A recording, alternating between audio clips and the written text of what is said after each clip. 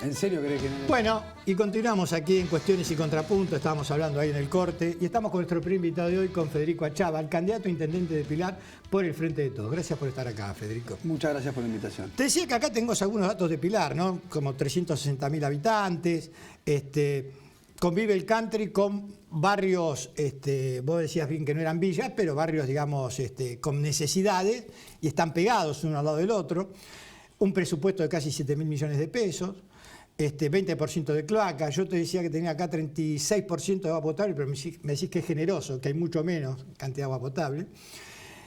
Y esto habla de un distrito pujante por un lado, pero también con muchas cosas a resolver, ¿no?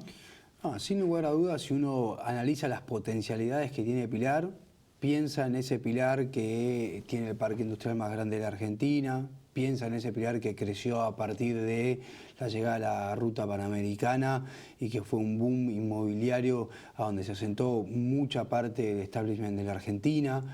Pero la realidad de Pilar hoy es distinta. La realidad de estos 3 años y medio en Pilar, con la economía, con el modelo de Cambiemos a nivel nacional, es totalmente distinta. Ese parque industrial pujante en el que uno veía a trabajadores entrar todas las mañanas, hoy no está.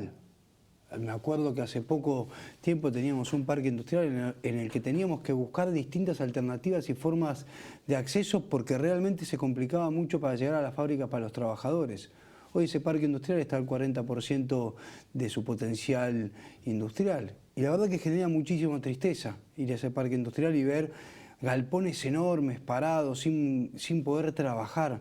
Trabajadores que pensaron que iban a tener una vida en la que trabajaban todos los días, llegaban a fin de mes, le daban de comer a sus hijos, cambiaban el auto, se podían ir de vacaciones, comprar un aire acondicionado, hoy suspendidos, ahora, sin Federico, trabajo. Esto que vos estás contando también debe repercutir, me imagino, en las arcas municipales, porque seguridad y higiene, sí, el 40% de ese 100% solamente está trabajando, bueno, esto hace que las finanzas decrezcan.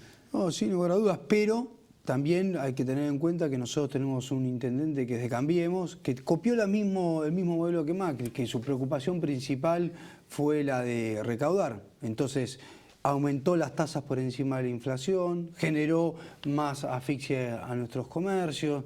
Entonces, de un presupuesto de 3.000 millones, hoy tiene un presupuesto de 7.000 millones, que es uno de los más grandes de la provincia de Buenos Aires. Sin embargo, y lo que nos preocupa, es que todo eso no se ve en obras en Pilar. Por el contrario, vemos un Pilar abandonado, con salas de atención primaria sin servicios médicos. Ahora vamos a ir al tema de las necesidades que vos planteás que hoy tiene Pilar. Pero cuando hablas de los comercios, ¿se notan los locales vacíos en el centro de Pilar? Sí, la verdad que sí, y mucho.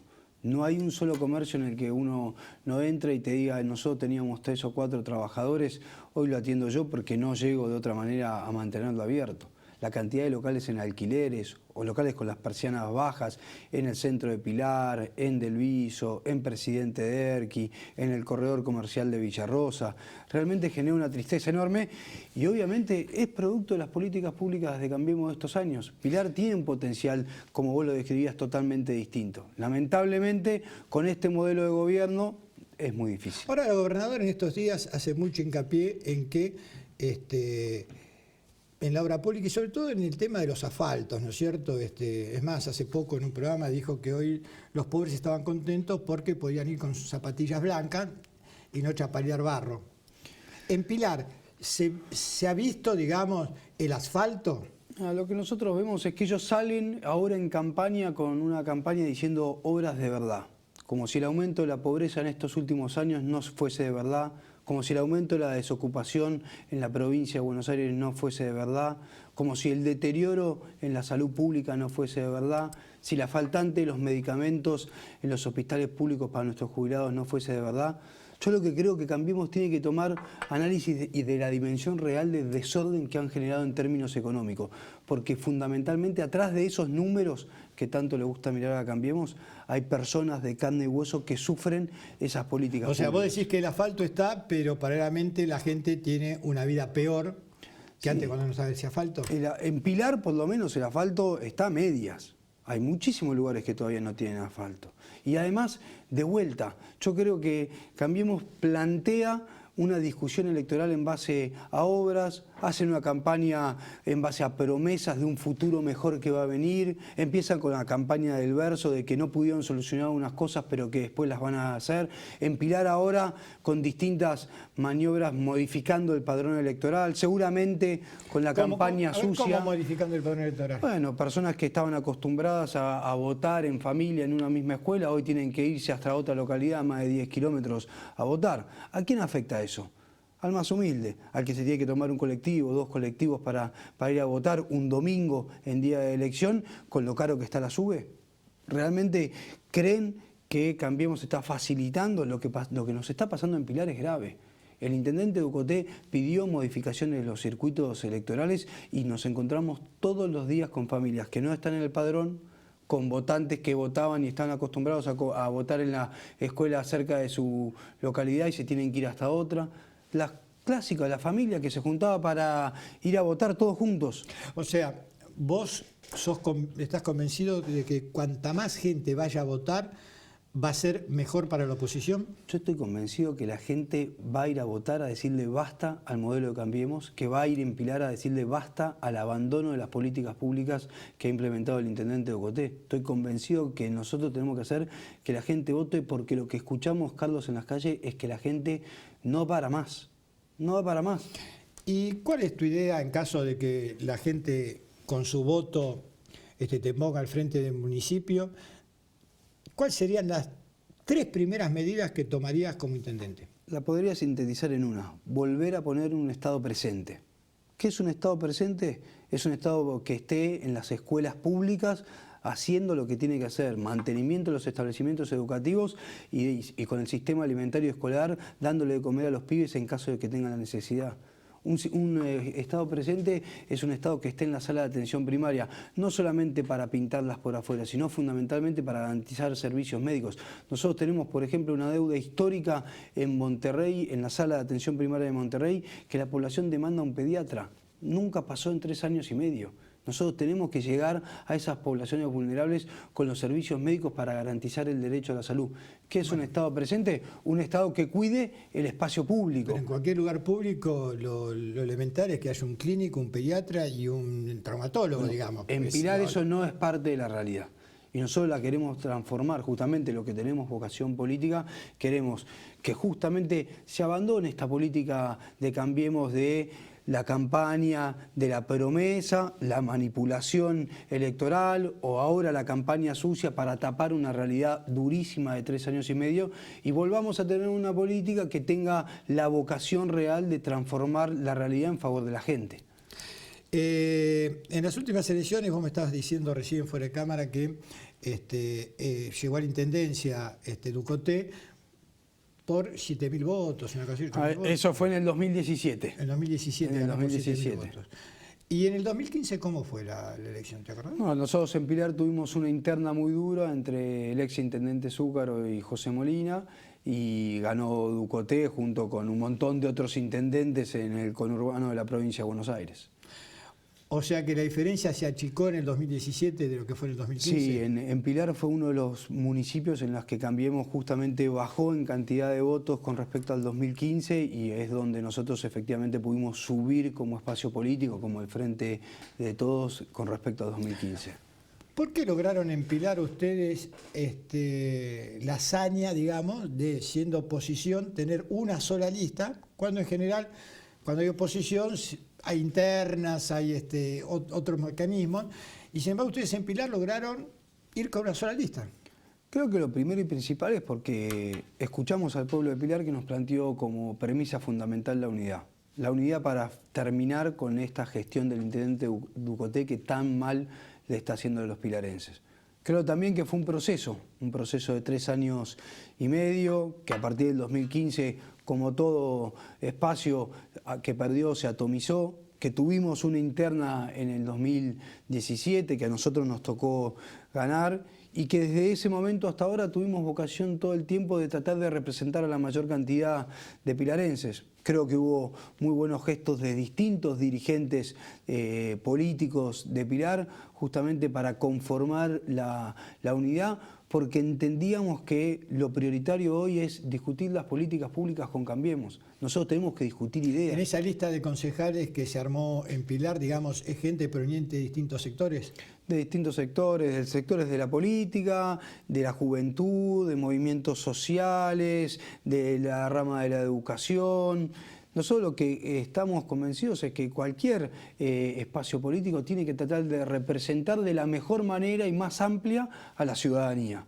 Y eso es lo que buscamos, renovar justamente nuestro espacio, todo con gente socialmente comprometida, con muchísimo compromiso social, porque de vuelta, para nosotros es un proyecto político territorial que se enmarca en uno provincial y nacional, por supuesto, porque creemos que todo hay que analizarlo en su conjunto, y en este caso entendimos que más allá de los nombres, lo que tenemos que hacer es representar al pueblo de Pilar, y el pueblo de Pilar lo que nos pedía y lo que nos pide es que le pongamos, por favor, fin a estos 3 años y medio de tortura de políticas públicas implementadas por Cambiemos en favor de unos muy pocos y en contra de la gran mayoría de los argentinos y en nuestro caso de los pilarenses. Pilar tiene una característica. Decíamos que tenía aproximadamente 360.000 habitantes, pero los fines de semana hay cerca de 600.000 personas van por Pilar. Sí, porque hay más de 180 urbanizaciones cerradas, barrios cerrados, countries, que obviamente mucha gente de la ciudad de Buenos Aires viene a pasar el fin de semana, y eso obviamente también genera una obligación de gestión, ¿no? Porque toda esa gente, en caso de tener un accidente en la Panamericana, va a ir a atenderse en un hospital público, es gente que consume en nuestros lugares gastronómicos, es gente que circula por nuestra calle y que nosotros la tenemos que cuidar como cualquier habitante de la Argentina, digamos, ¿no? Entonces creo que plantea un desafío muy importante, muy interesante Pilar como modelo de gestión. Estamos convencidos que, como te decía, Carlos, con un gobierno presente, con un Estado presente, con el presupuesto al que vos hacías referencia de más de 7.000 millones, es absolutamente posible lograrlo. ¿Qué te dice la calle? La calle me dice que la gente no va para más, que no va a acompañar el modelo de Cambiemos, que no quiere más este Estado que es en favor de unos muy pocos y que perjudica a tantos. Lo que la calle me dice es justamente que nos unamos, que propongamos un pilar, que lo recuperemos para los pilarenses. Nosotros tenemos un municipio, un intendente que decidió poner dentro de su gabinete a toda gente que no es de Pilar y por ende no conoce sus calles, no conoce sus necesidades, no conoce su cultura. ¿Cómo que no es de Pilar? No, más de la mitad del gabinete de Ducoté no vive ni vivió en Pilar. Y eso fue un problema en la gestión. Porque no conocer la cultura de Erquina, no conocer la realidad de Lago Marcino, no haber nunca ido al centro de Manuel Alberti, lo que te hace es que cuando vos tenés que tomar las decisiones de políticas públicas, no sabés para dónde arrancar.